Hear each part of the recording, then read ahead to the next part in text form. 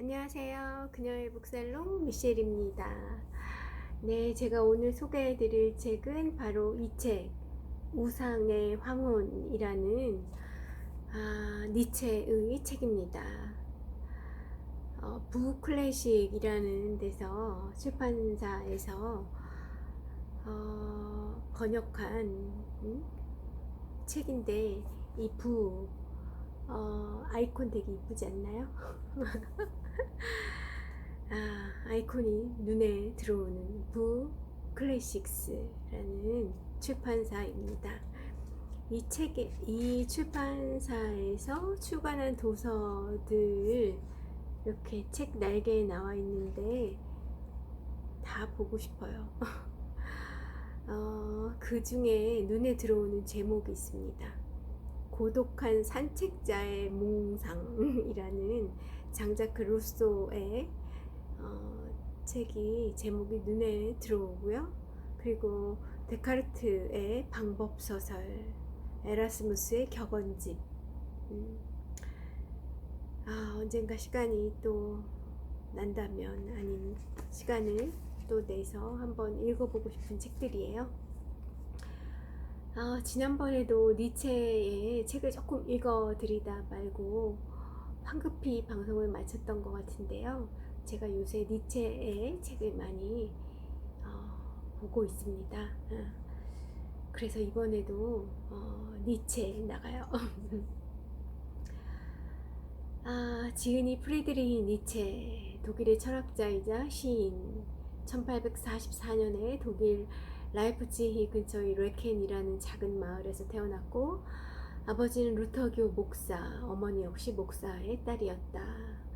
고대 그리스 로마의 문학과 철학을 좋아하였고, 괴테와 실러, 펠더린, 쇼펜하워, 바그너 등 낭만주의의 영향을 크게 받았다. 1869년 25세 나이에 스위스 바젤 대학의 교수가 되었고, 1889년 길거리에 쓰러진 후 정신착란 상태에 빠져 더 이상 정신을 회복하지 못하였다는 말이겠죠? 오타가 났을까요?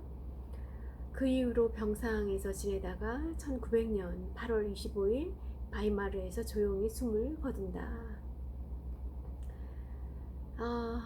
이 니체의 긴 인생을 짧은 몇 줄의 문장으로 축약한다는 건 참 어렵고도 슬픈 일인 것 같아요. 많은 그에 대한 소개 글들에서 보면 1889년 길거리에 쓰러진 후 그때 당시에 일화가 있죠. 길거리에서 마차를 끌었는지 짐을 끄는지 그 말이 있었어요. 근데 그 말을 마부가 채찍을 들어서 마구 때렸겠죠. 그 모습을 보고 달려가서 말의 목을 부둥켜 안은 거예요. 그러고 절규했죠. 그 말에게 가해지는 채찍의 아픔이 니체에게 고스란히 전해졌고, 그 아픔을 그 말할 줄 모른다고 해서 또 나의 필요에 의해서 그렇게 폭력적으로 동물적으로 동물을 다루는 게 너무나 마음 아팠던 것 아닌가 싶어요.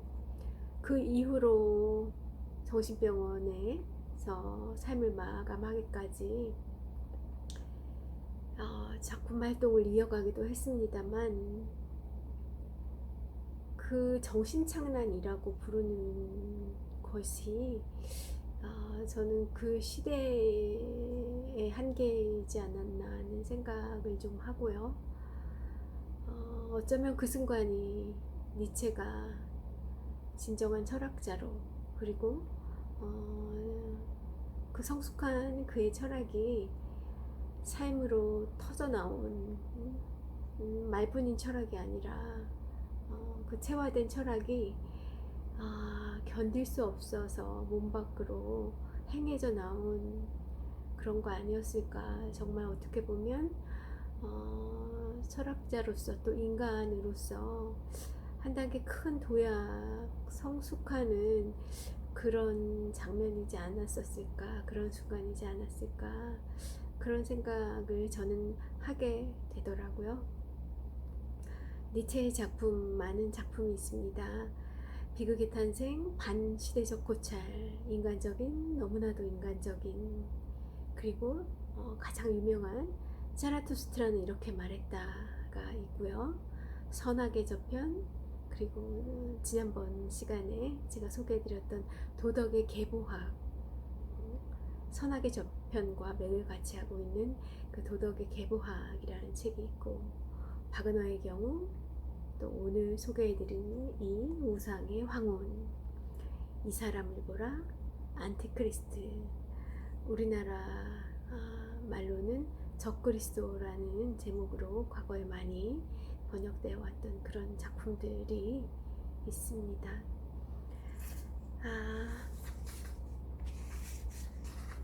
니체의 책을 살면서 만나게 되기가 쉽지 않을 수 있어요. 제목은 많이 들어봤어도, 작가의 이름은 많이 들어봤어도 우리 삶이 너무 바빠서 모르고 인생 살기가 쉽죠.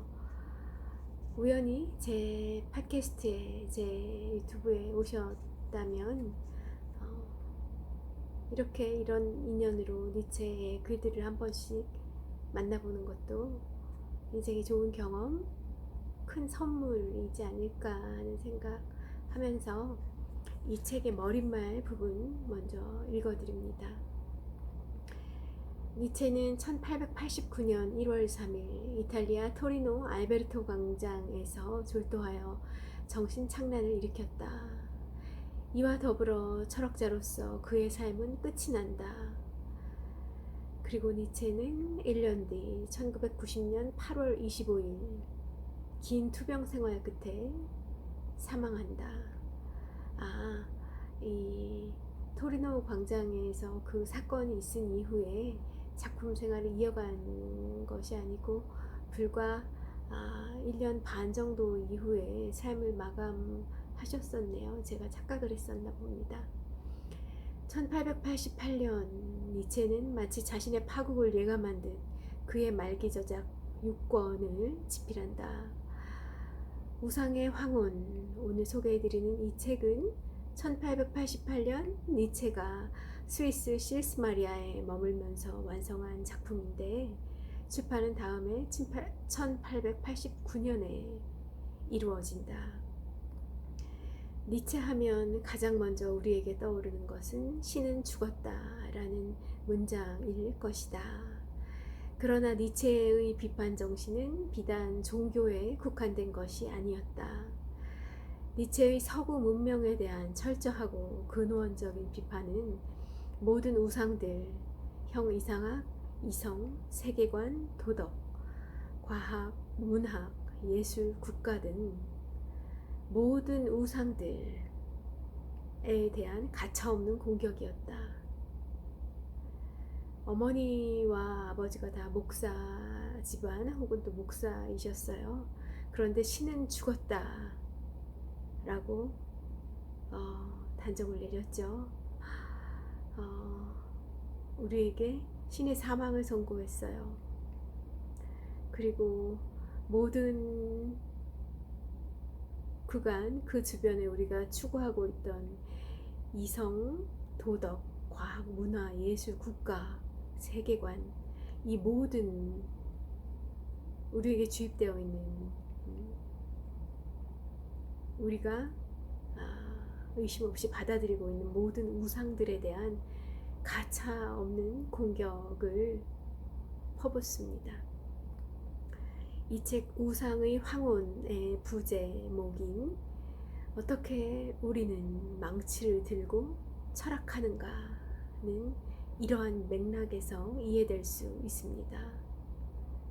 망치를 들고 이런 우상들 다 깨부숴 버린 거예요. 니체의 문장은 압축적이고 시적인 경구들로 이루어져 있습니다. 경구로 되어 있는 그의 문장을 이해하는 것은 결코 쉽지 않습니다. 니체는 이러한 사실을 잘 알고 있었고요. 그래서 자신의 작품을 읽는 독자들에게 다음과 같이 충고하고 있습니다. 들어보세요. 지난번 도덕의 계보 서문에 나와 있던 그 구절입니다. 지난번 소개해드렸던 책이요. 경구 형식이 어려운 것은 오늘날 사람들이 이 형식을 충분히 진지하게 받아들이지 않기 때문이다. 제대로 표현되고 주조된 경구를 다 읽었다고 하더라도 그것은 아직 해독된 것은 아니다. 오히려 이와 더불어 해석의 기술이 요구되는 경구의 해석이 시작되는 것이다. 기술로서 독서를 연습하기 위해서는 오늘날 거의 잊혀져 버렸기에 내 작품을 이해하기 위해서는 시간이 필요하다. 우리가 이런 경구를 읽기 위해서는 해석이 필요한데 우리에게 해석하는 능력이 없어졌다는 거예요. 이 경구에 대한 해석 능력이요. 그래서 내 작품을 이해하기 위해서는 시간과 꼭꼭 씹어서 몇 번씩 음미하는 그런 연습이 필요하다. 읽기 훈련이 필요하다라는 얘기 같습니다. 다음 문장이 재밌어요. 이 목표를 위해서 우리는 결코 현대인이어서는 안 되며 우리는 되새김질을 하는 소처럼 되어야만 한다. 되새김질을 하는 소처럼 되어야만 한다. 그래요. 갑자기 소라는 동물을 다시 생각하게 됩니다. 소, 우리에게 되게 고마운 동물이잖아요. 가축화되어 있지만 우리에게 너무나 아낌없이 모든 것을 내어주는 그런 소죠. 그 소에게서 우리가 배워야 될 점, 예전에 많이 어디선가 들었던 것 같기도 한데 되새김질하는 능력이요. 그래요. 많은 책을 읽는 것보다 주옥 같은 그런 책을 내 인생에 뭔가 망치로 내리칠 수 있는, 내리쳐주는 그런 책을 소처럼 되새김질해서 읽는 그런 독법이 이 시대에 더 필요한 거 아닌가 그런 생각을 해봐요. 우상의 황혼 또는 어떻게 우리는 망치를 들고 철학하는가라는 부제목입니다. 이어서 서문 읽어 드릴게요. 서문 역시 매력적입니다. 의물한 일, 대중에게 책임을 지는 일에서 명랑함을 유지한다는 것은 쉬운 재주가 아니다. 또한 명랑함보다 더 필요한 것이 무엇이 있겠는가? 허기부림의 역할 없이 성공하는 일은 없다. 남아돌 정도의 힘, 그것이야말로 힘의 증거이다. 모든 가치의 전도, 이 질문은 너무나 어둡고 무시무시해서 이 질문을 던지는 사람에게 그늘을 들이운다. 모든 가치의 전도.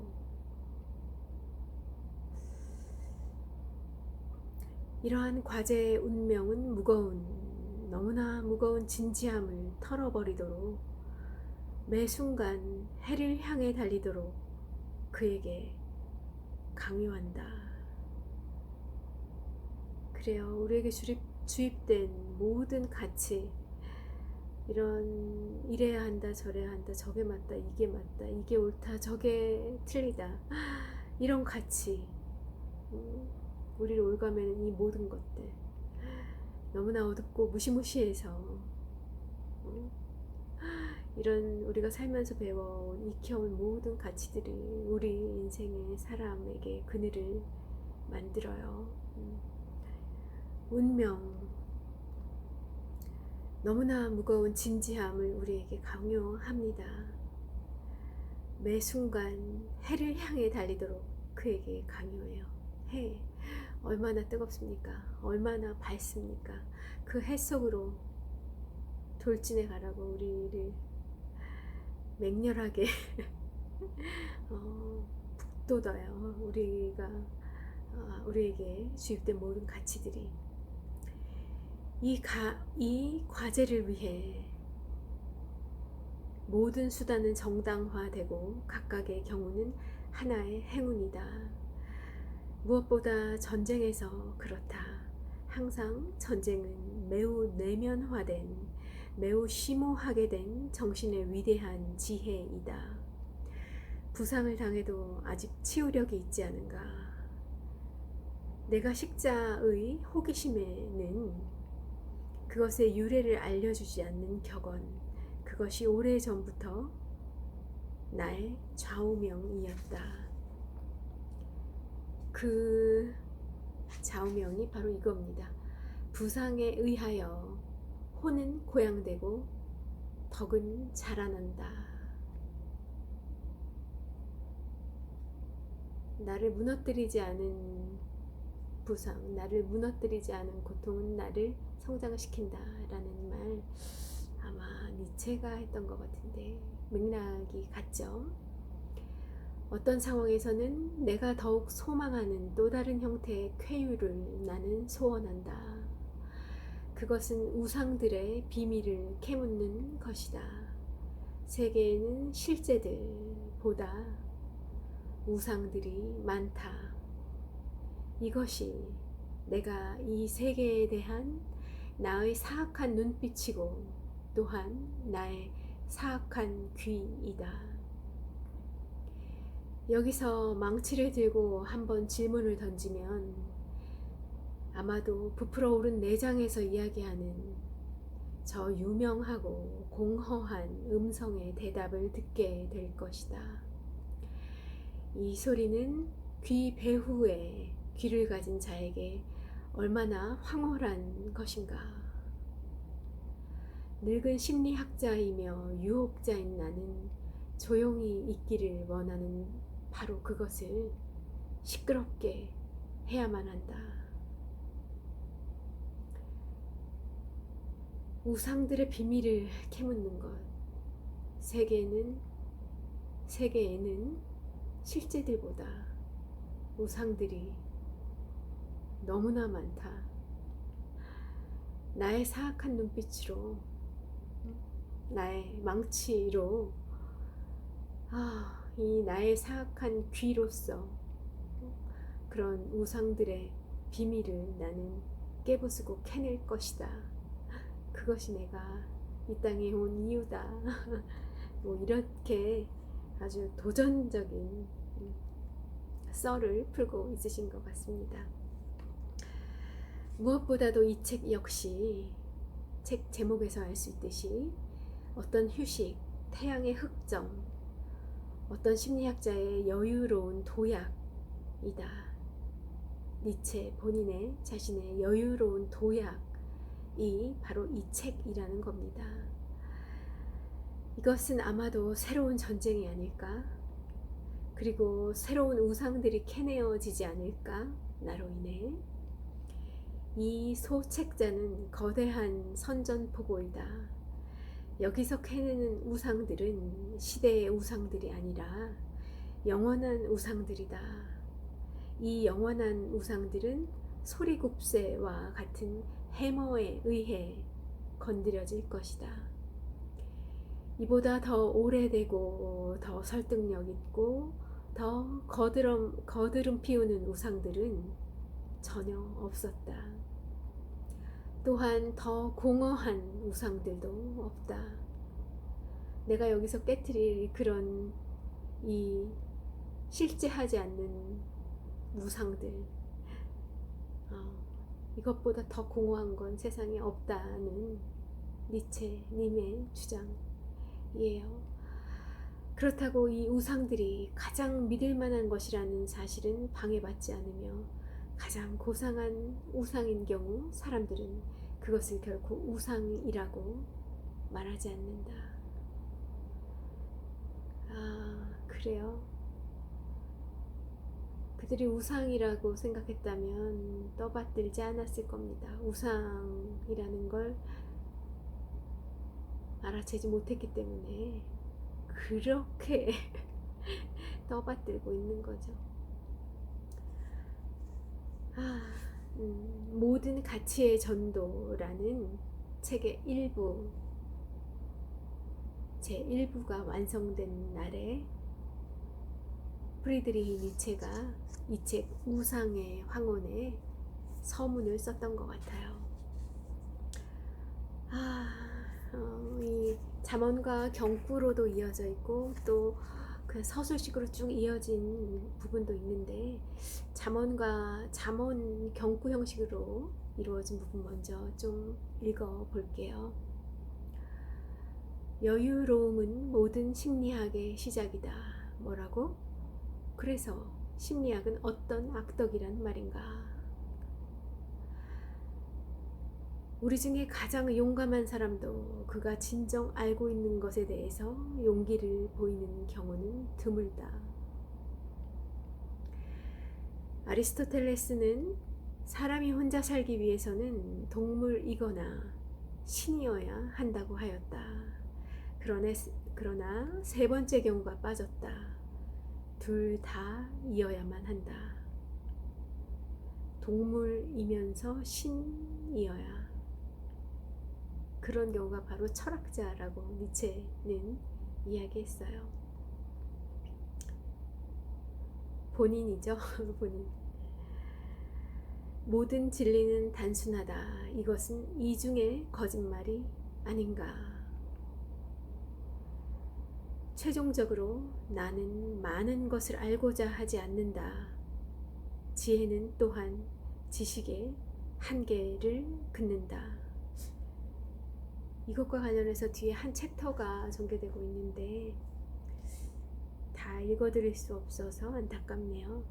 모르겠습니다.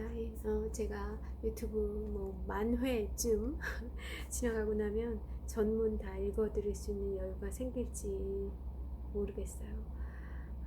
여러분이 직접 보실 수 있는 기회가 있으면 좋을 것 같다는 생각을 하고요. 다른 문장입니다. 사람이 자신의 비자연성, 정신성으로부터 자신을 가장 좋게 회복하는 곳은 자신의 야성적 본성이다. 니체는 그렇게 계속 본성으로 돌아가라, 본성을 되찾으라, 그 얘기를 합니다. 신에게 빼앗긴 신을 주장하는 자들에 의해서 빼앗긴 너의 본성, 그곳으로 돌아가라 라는 주문을 우리에게 내겁니다. 뭐라고? 인간이 신의 실수라고? 아니면 신이 인간의 실수라고? 도발적이죠. 왜 우리는 살면서 이런 생각을 한번 못 해봤을까요? 자, 제가 좋아하는 문장입니다. 삶의 전쟁 학교에서, 삶이라는 전쟁, 전쟁이라는 학교에서 나를 죽이지 않는 것은 나를 강하게 만든다. 나를 죽이지 않는 것은 나를 그만큼, 죽이려 했던 그 강도만큼 나를 강하게 만든다. 너 자신을 도와라. 그러면 모두가 너를 도울 것이다. 이웃 사랑의 원리. 우리 흔히 반대로 많이 배워왔잖아요. 이웃을 도우라. 그런데 니체는 너 자신을 도와라. 그러면 모두가 너를 도울 것이다. 이것이 바로 이웃사랑의 원리라고 설파합니다. 사람이 자신의 행위에 대해서 어떤 비겁함도 범치 않는 것, 자신의 행위를 행위 이후에 공경에 빠뜨리지 않는 것, 양심의 가책은 점잖지 못한 것이다.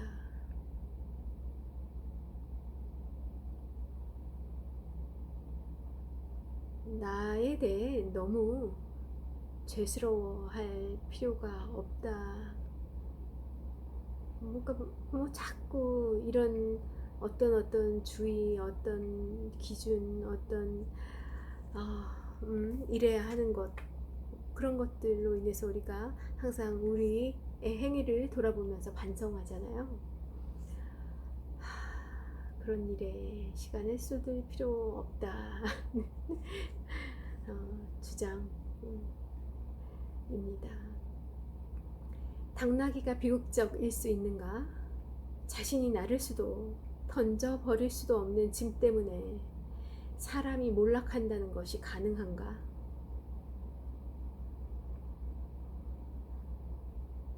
이 문장도 너무 좋지 않나요? 자신이 나를 수도 던져버릴 수도 없는 짐, 우리 인생에서 의도치 않게 어떤 조건, 환경에 의해, 어떤 상황에 의해 그렇게 놓여지는 경우들도 많이 있잖아요.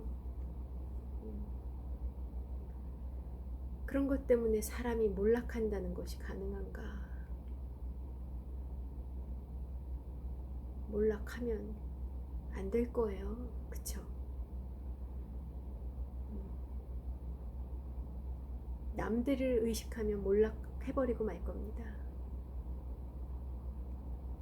그러나 남들이 뭐라 그럴지언정 나에게 떳떳하고 나에게 비겁하지 않으면 결코 몰락할 일이 없을 것 같아요. 자, 하나의 경고만 더 읽어볼게요. 사람이 삶에 대해 자신의 외, 자신만의 외를 가지고 있지 않다면 거의 모든 어떻게에 대해서 견뎌낼 수 있다. 내가 내 삶에 대해 나만의 외를 가지고 있다면 모든 어떻게에 대해서 견뎌낼 수 있다. 강해요. 그죠? 여러분은 여러분의 삶에 대해 여러분만의 왜라는 답변을 가지고 계십니까? 저에게도 묻습니다. 스스로. 미셸, 너의 왜는 뭐니? 무엇이니? 거의 모든 어떻게를 견뎌낼 수 있게 해주는 너의 왜, 그 왜사니? 그에 대한 미셸 너만의 답을 너는 정리해내야 할 것 같아. 사람은 행복을 추구하지 않는데 오직 영국인들만 행복을 추구한다.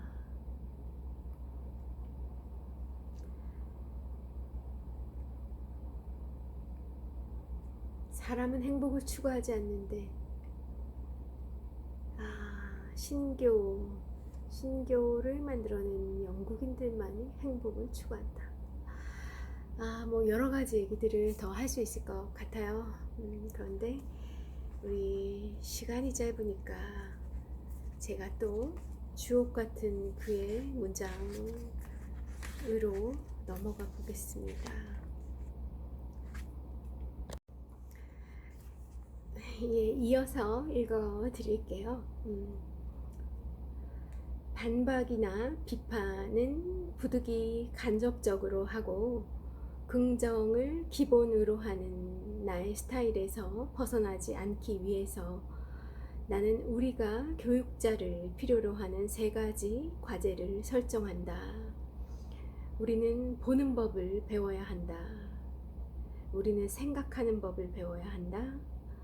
우리는 말하고 쓰는 법을 배워야 한다. 3가지 과제의 목적은 모두 고상한 문화이다. 우선 보는 법을 배우는 것은 눈에게 휴식, 인내, 사물이 다가오도록 놔두는 것에 익숙해지는 것이다. 판단을 유보하고 개개의 경우를 모든 면에서 살펴보고 이것을 포괄하는 것을 배우는 것이다. 이것이 정신성을 위한 첫째가는 학교 이전의 교육이다. 이것은 자극에 즉각적으로 반응하는 것이 아니라 오히려 자극을 억제하고 차단하는 본능을 습득하는 것이다. 내가 이해한 바로 보는 법을 배우는 것은 비철학적인 용어로 강한 의지와 거의 같은 것이다. 여기서 본질적인 것은 의지가 아니라 결정을 연기하는 능력이다. 결정을 미루는 능력이라는 거예요. 모든 비정신성, 모든 천박함은 자극에 저항할 수 없음에 기인한다. 즉 모든 충격에 반응해야만 되는 것이다. 제가 그렇거든요. 정말 무시무시해요, 니체. 악덕이라 불리는 거의 모든 철학적 조야함은 반응할 수 없는 생리학적 무능력에 지나지 않는다. 보는 법을 배웠다는 것은 우리가 학습자로서 대체적으로 느리게, 불신하게, 저항하게 됨을 뜻한다. 사람들은 모든 종류의 낯설고 새로운 것을 우선 적의에 찬 고요함 속에서 맞이하게 된다. 그래서 우선 사람들은 그들의 손을 거두게 되는 것이다. 모든 문을 열어두는 것, 모든 사소한 사실 앞에서도 공손히 굽실거리는 것, 언제든지 타인이나 사물 안으로 들어가고 뛰어들 준비가 되어 있다는 것. 요약하면 근대적 객관성이라는 것은 나쁜 취향이며 무엇보다도 저속한 것이다. 예, 니체의 생각입니다.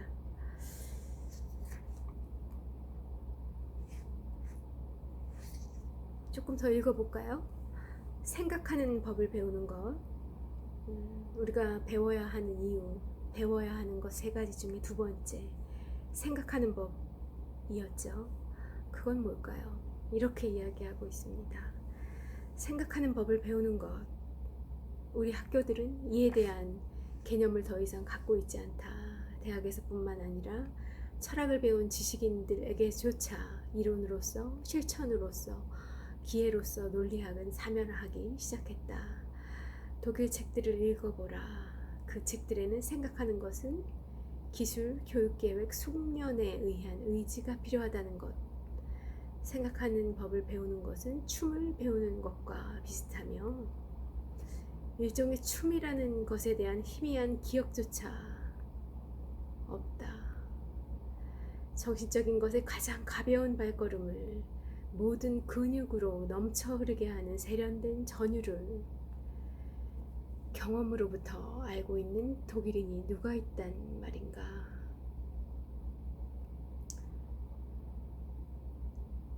쭉 이어 조금 스킵할게요. 생각하는 게 춤추는 것과 같다는 그의 주장이잖아요. 그가 얘기하는 춤이란 뭘까요? 이렇습니다. 모든 형태의 춤은 고귀한 교육에서 배제될 수 없다. 발과 더불어, 개념들과 더불어, 단어들과 더불어 춤출 수 있어야 한다. 펜과 더불어 춤을 출 수 있어야만 한다는 것이다.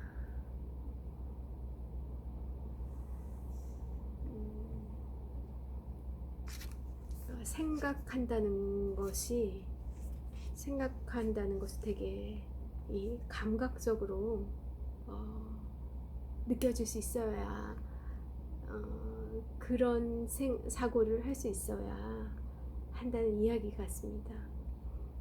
책 속에 글로 존재하는 어떤 숙련된 기술로서 그렇게 그런 것으로서 생각하라는 것이 아니라 우리의 본성, 우리의 신체가 신체라고 하면 발과 손, 개념, 머리, 뇌 다 포함이 될 텐데요. 그것들을 깨어있는 상태로 유지할 수 있는 그런 상태에서의 사고여야 살아있는 사고여야 한다는 얘기 같아요. 좀 어렵습니다. 또 쓰는 것을 배워야 한다고 했거든요. 그런데 이렇게 마무리하고 있습니다. 쓰는 것을 배워야만 한다는 것을 내가 다시금 말해야만 하는가?